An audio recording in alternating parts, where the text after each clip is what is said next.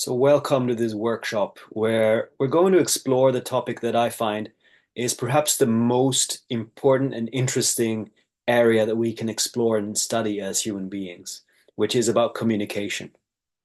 I think we can all relate to the fact that it is through communication, through relating and interacting with other human beings, that so much of life's wonder and potential opens up to us. But I think we can also all relate to the fact that it is in these in relating that so much suffering can emerge through misunderstandings and conflicts. So really it's an area that's really worth paying attention to. It's worth studying in order to understand what is the language we can use in order to create this sense of heartfelt connection with one another that enables natural giving, that increases understanding and empathy. So let's start by making the objective clear. This process is aimed at serving life, which means we're learning how to create this sense of heartfelt connection that makes natural giving possible, that can make sure that everybody's needs get met. So, what we're going to do here today is, first of all, make sure that we understand the process and the purpose of nonviolent communication. We're going to go through the building blocks of this language, learn the grammar of this language, and then we're going to move into a practical exercise where you get to work with a real life example. And then thirdly, how to bring this forth, how to bring this toolbox and this practice of nonviolent communication into life. So this is a lot to cover in a very short amount of time. And where we begin is with the wolf and the giraffe. So one way to understand nonviolent communication is by contrasting it to what we can call violent communication. And these two modes of operating are represented by these two animals. Now, the giraffe way, the suggestion, the philosophy behind nonviolent communication is that the giraffe way, the nonviolent way, is actually the natural way for us humans to communicate. It is what comes natural to us to establish this heartfelt connection. But we have been trained, we have been programmed, we have been conditioned and taught to communicate in a different way, which we will call the wolf language or the language of violence. And we may not even know that this is the way that we have been trained. And we may not even recognize that it is, quote, violent. So this is what we first need to understand, is to contrast these two ways of looking at the world and of how to communicate. The one way to understand this is to look at this as these two animals playing different games, where the wolf is playing the game of who's right and who's wrong, and as an extension of that, who needs rewards and who needs to be punished. So in other words, it's a power model where we try to really enforce and demand others to do what we want. So it's applying power. It's a power model which is based on win-lose. It's based on reward and punishment. It's based on win-lose. And can I win, basically. So this is the game of who's right. The giraffe is playing a different game. How can we make life more wonderful? So this is the game we're going to play during this workshop. We're going to explore this question and we're going to learn how we can play this language, which really aims at creating the quality of connection. That comes first. And as a byproduct of establishing this heartfelt connection, we can meet everybody's needs through what is known as natural giving. So let's explore how we do that. So now we're going into the process of NVC. We could call it the four-step process, where we're going to really dive into the four building blocks of this language. And then we're going to move into the exercise where you get to use and practice these four steps in using a real life example. And the first step is about observations. If we cannot agree on the facts, there is no way to solve a conflict. This is the baseline of the NVC process. And as we'll see when we do the exercise, it's very easy that evaluations, that interpretations, that judgments get mixed into observations. So oftentimes we fall flat even on this first step. So we're going to learn how to differentiate the two and how to formulate clear observations. The second building block is about feelings, the language of feelings. So we're going to study and hopefully understand the importance of actually bringing feelings into our communication, despite what we have been taught. Oftentimes we are tempted to be drawn up into our head and stay with analytical thinking, with thoughts, with judgments. And the invitation of nonviolent communication is to bring this into the heart and to connect with our feeling life. So in step two, we're going to explore why and how to learn the language of feelings. Next, we're moving into needs. And this is really perhaps the core of nonviolent communication. It's the language of needs, of embracing needs, not seeing needs as some kind of unnecessary burden that we should hide, but really as a beautiful gift of life, is that needs connect us with life. And the giraffe is really focused on this set of universal needs as opposed to the specific ways to get the needs met. The wolf is very fixated on the particular ways that things need to get done according to my preferences, and otherwise I lose. So I better get my will through. I better have this particular strategy implemented. But if we can shift to what is underneath that strategy, what is the need that we're looking for, then if we can connect on this level, there's hardly ever any conflict. If we can stay on the need level, we can almost always relate to the needs of another person because we all share a set of universal needs. So this is the key third step in the process. And the fourth step is about making requests. And again, we're shifting here from what we could call demands and requests. So we're going to learn how to differentiate the two and also how to start seeing requests as a gift. It's a gift and it's a playful way to see how we can get the needs met without being attached to a certain outcome or a certain strategy. Okay, so it's now time to start the practice, to start the exercise. So hopefully by now the purpose is clear. The objective here is really to learn how to create this quality of connection from the heart that enables what we call natural giving, the joyful giving of really making sure that everybody's needs get met.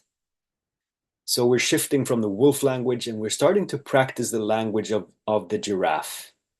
And as with any language that we're trying to learn, of course, at first, the grammar is going to seem complex. The pronunciation is very difficult.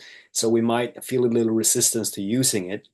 So this is why we need to practice. So hopefully by now you've seen that the grammar of NVC at its core consists of these four things: the observations, the feelings, the needs, the requests. So these are the four steps that we're going to now dive into and practice. And I'll invite you to use a real life example. And just briefly, I'll share the model that we're using. So hopefully this PDF, you have it in the chat.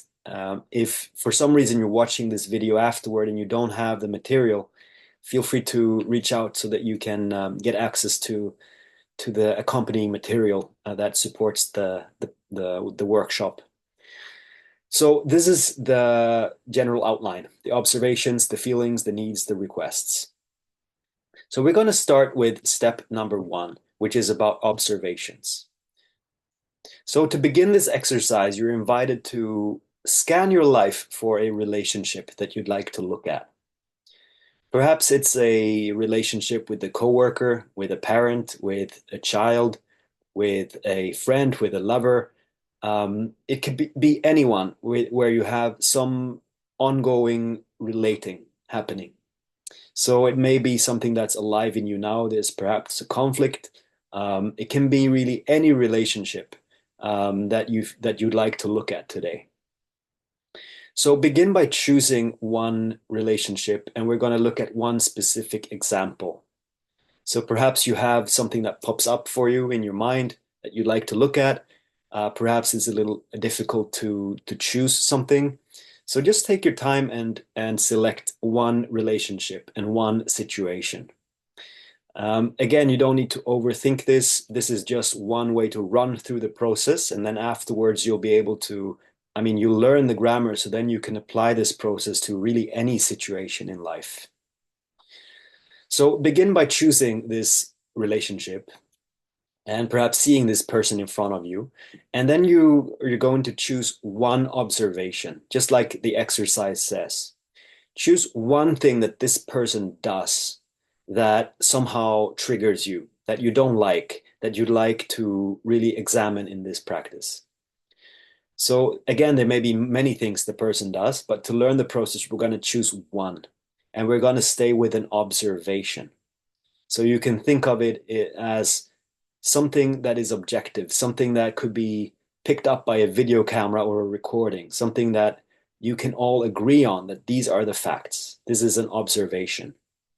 So choose one observation and write that down on the first step of the exercise. And we're going to take a little time here.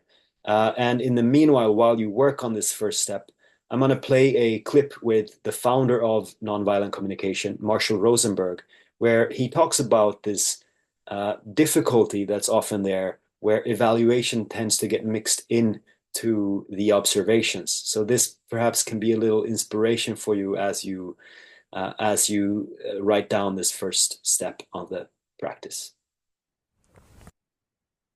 Now, when I was here in San Francisco working with the school system back in the 70s, the superintendent of schools asked me to go into an elementary school. He said the parents are complaining about the quality of relationship between these teachers and the administrator. They said the tension in the school is so great that the parents want to take their children out of the school. So he asked if I would go in and see if I could open up better communication between the staff and the administrator. The plan was I would meet first with the teachers and then get the teachers and the administrator together. So in my meeting with the teachers, I started with the question that I just asked you. I said to the teachers, can you tell me one thing that the administrator does that makes it hard for you to work with him? I was asking for an observation, a concrete behavior. What is one thing he does? The first teacher to respond said this: he has a big mouth. Now, can you see the difference between the question I asked and the answer I got? I did not ask, what size mouth does the principal have? So this teacher was giving me an evaluation, an analysis that implies wrongness. You see, we've been so trained to think that way that sometimes we can't separate fact and opinion. All we see is our enemy image. See, whether it's an individual or a nation, we have been trained to think in enemy images, wrongness. And it obscures reality. We don't see the behavior, we just see our enemy image. In his book, Out of Weakness, Andrew Schmuckler says that when cultures are taught to think this way, not to just see the person, but an image, a judgment they've made, bombs are never far away, you see. So I pointed this out to the gentleman, that this was not an answer to my question. I wanted to know one thing the principal did. This man was stuck. He just couldn't get it. The woman sitting next to him tried to help. She says, well, I know what he's referring to. I said, okay, help him out. What's one thing that the principal does? He talks too much. No, too much is a judgment. I ask for an observation, not a judgment. See, this is how jackal-speaking people think. They really have been brought up to think there is such a thing as a just right amount of everything. And too much and too little and that they know what it is. See? So they think that way. It doesn't make resolving conflicts too easy with them when people have an idea that there's a right and a too much and a too little, and they know what it is. And especially when they mix it up with an observation. I was just asking, what does the person do? And again, for the second time, this person couldn't see the behavior separate from the judgment.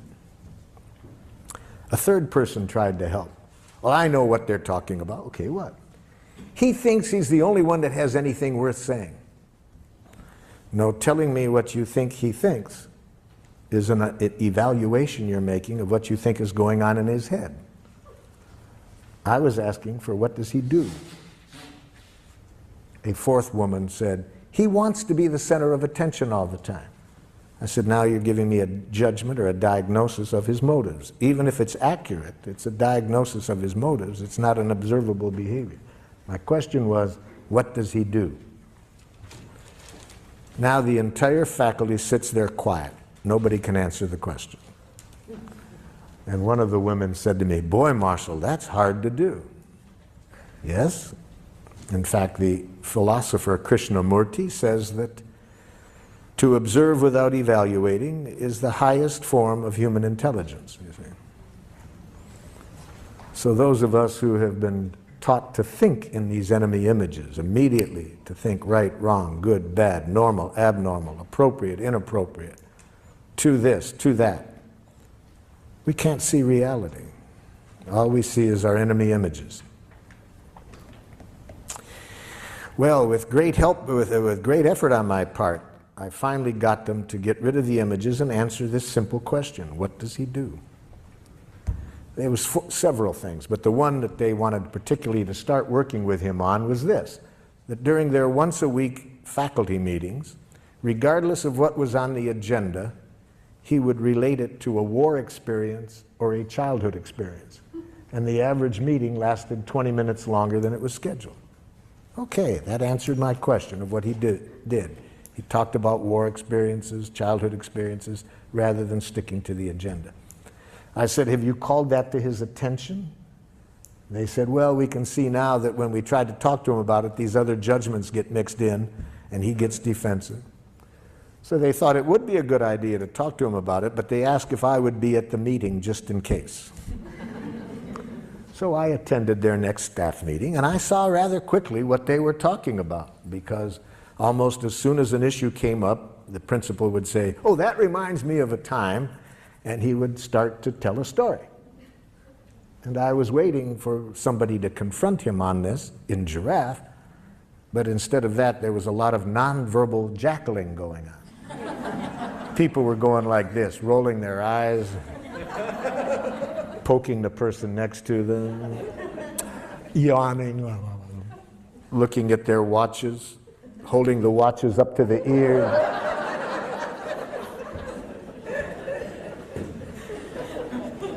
And I watched this scenario going on for a while, and I said, excuse me, but isn't somebody going to say something? Now there's a silence, and the man who spoke up in our first meeting, I could just see him getting his courage up, and he looks at the principal and says, Ed, you have a big mouth.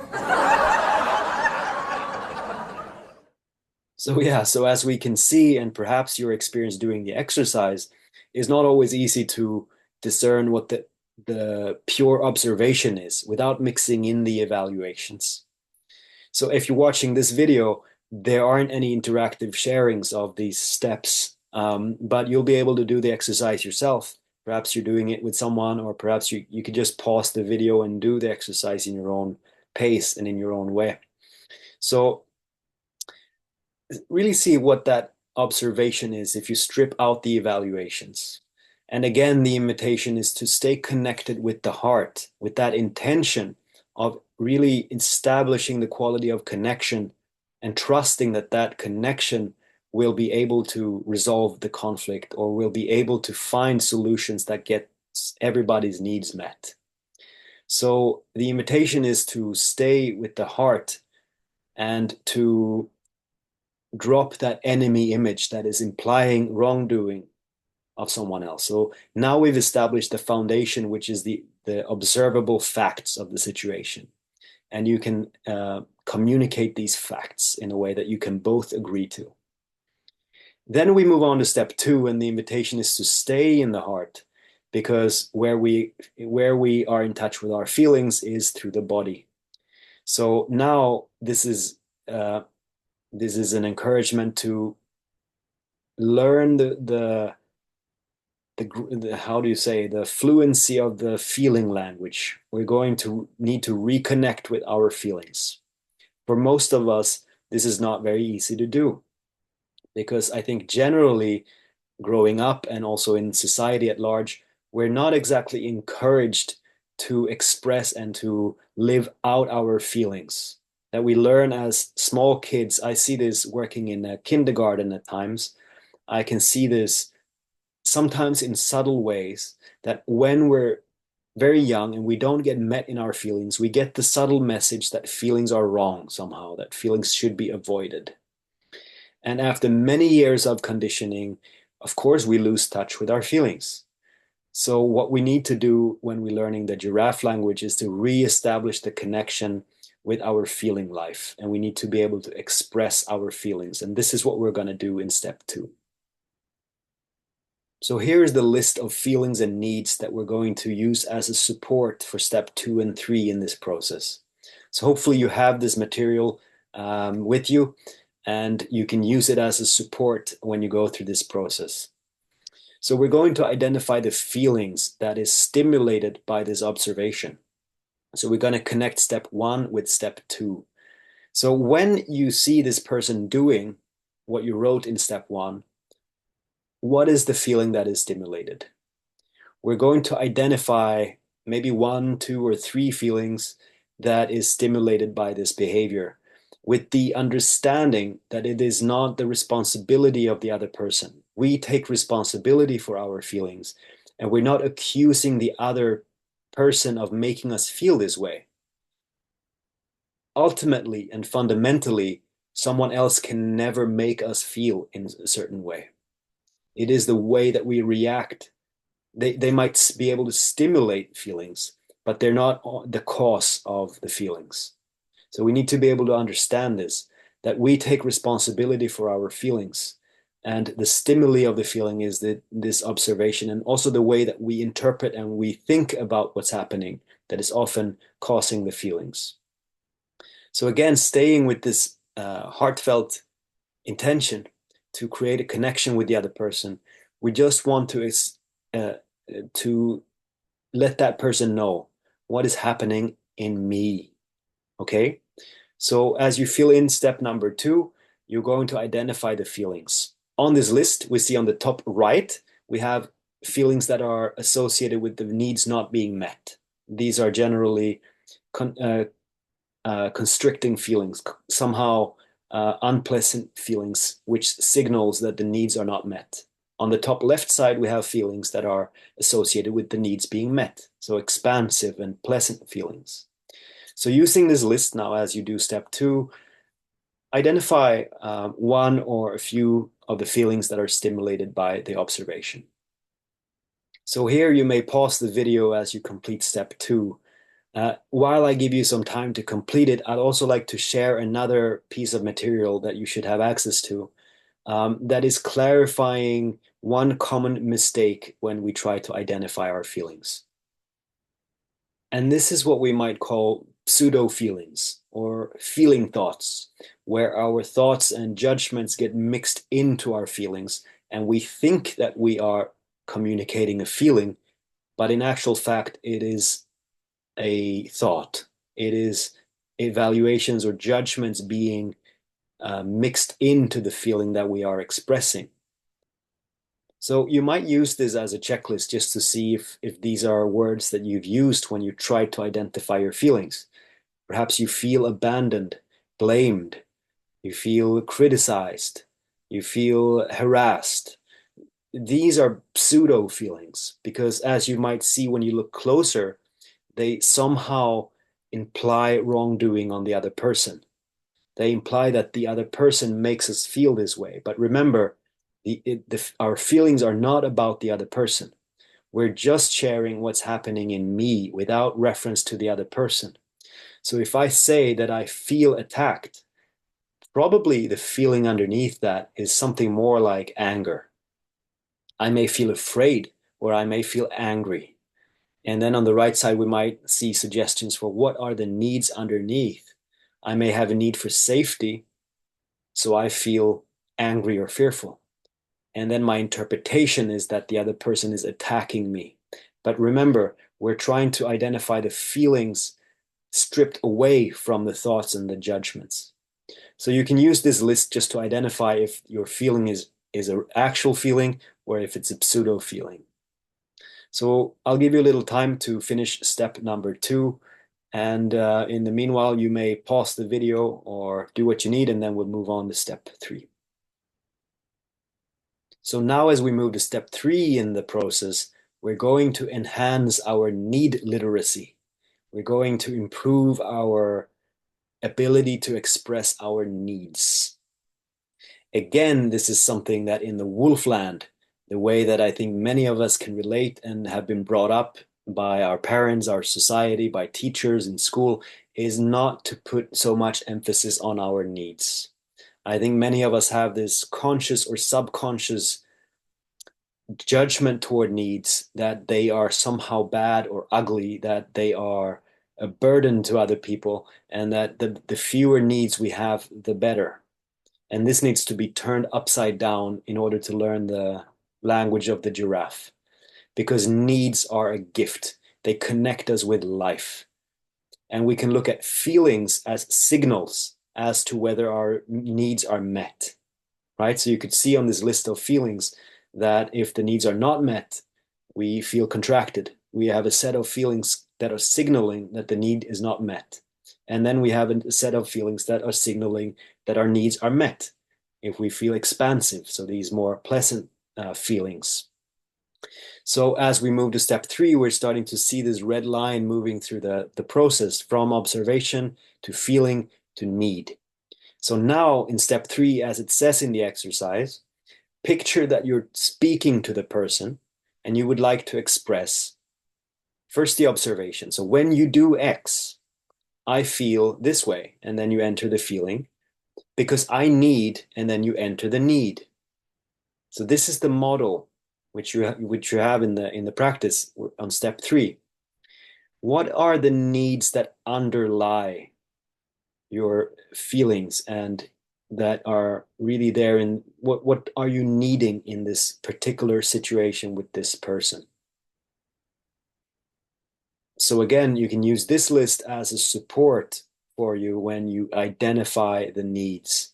On the bottom half of this image, you'll see our basic universal needs. And the beautiful thing with these needs is that we all share the same needs. So if we're communicating from the need level, we are less likely to make the other person defensive or to trigger that person in any way. We're only speaking in terms of our own experience.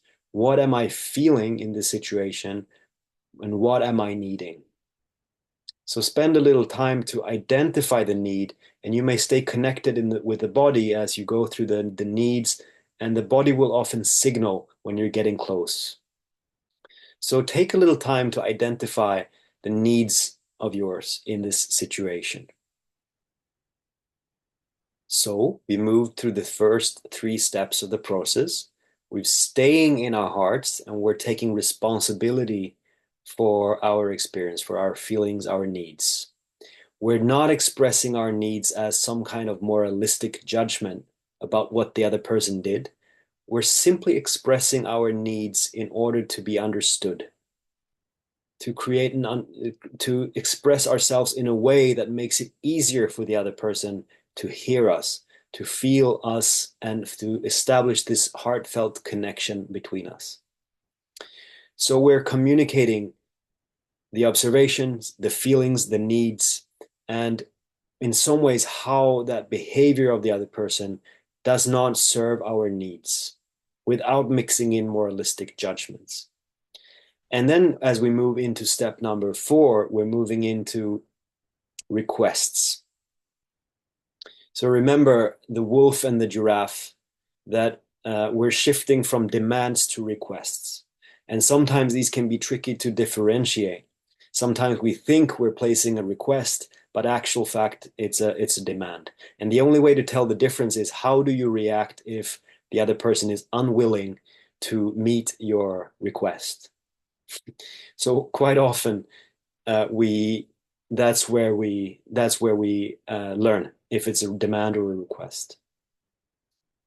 Now, if it's a demand, of course, we get disappointed. We might get angry. We might try again. We may go defensive. So then we know, okay, this was actually demand because I'm holding on to the outcome. If it's a request, it's a more playful energy behind it. We're not attached to this request. We're simply sharing the request more as a gift to the other person. It's a playful way of seeing how might we get these needs met. So you're sharing the request from a place of this is my best guess at how my need can be met, how we can better serve my need. So it's more of this game, how can we make life more wonderful? It's experimenting without being attached to the outcome. Because if the other person is unwilling or unable to meet our request, we don't see it as a failure. We see it as invaluable information that something in this request is not meeting the needs of the other person. So this is something that we'll dive deeper into in step 2 of the workshop. So if the other person is unable or unwilling to meet our request, then we need to listen with the giraffe ears and we need to see what is the need of theirs that is not getting met by this request. And then we can play back and forth with requests until we find ways and strategies that meet everybody's needs. But for now, all we need to do is to identify and formulate our request. So bring up the exercise and we'll move to step 4. So far, we're at the stage where we have described what the observation is, what the feeling is that is stimulated when this happens, as well as our underlying need. In step 4, we're going to write, would you be willing to, and then filling in the gap. So again, with this awareness about differentiating request from demand, take a little time now to identify the request that you would like to make. Okay, so we're coming to the close of this first workshop. And as we'll see, a lot of the value in this exercise comes when we get to practice it with others. So in this video that is edited and recorded, we won't have the chance to be interactive in a way. Maybe you do the practice with a partner and then you can do the practice together. You can share back and forth. But really the magic, as with anything, happens when we practice it. That's the way to bring it into life. So we moved through the first steps of the agenda, which is really understanding the model, the grammar of NVC and the purpose of it, as well as start practicing it by moving through this 4-step process. So now it's really the third and final step, which is really up to you, actually, is to start to bring NVC more to life. And this is done by using it, by practicing it, by learning the grammar, by expressing ourselves and learning this way. So the invitation until workshop number 2 is that you really get familiar with this process. Perhaps you want to redo the 4 steps with a different situation and remind yourself using the material to get more familiar with this process.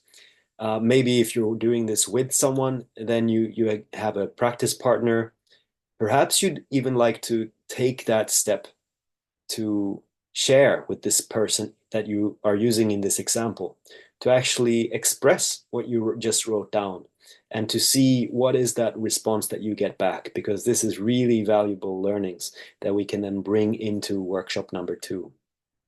So hopefully this inspires you to start using this beautiful model by Marshall Rosenberg and bring it more into your life. So good luck, and I'll see you at workshop number 2.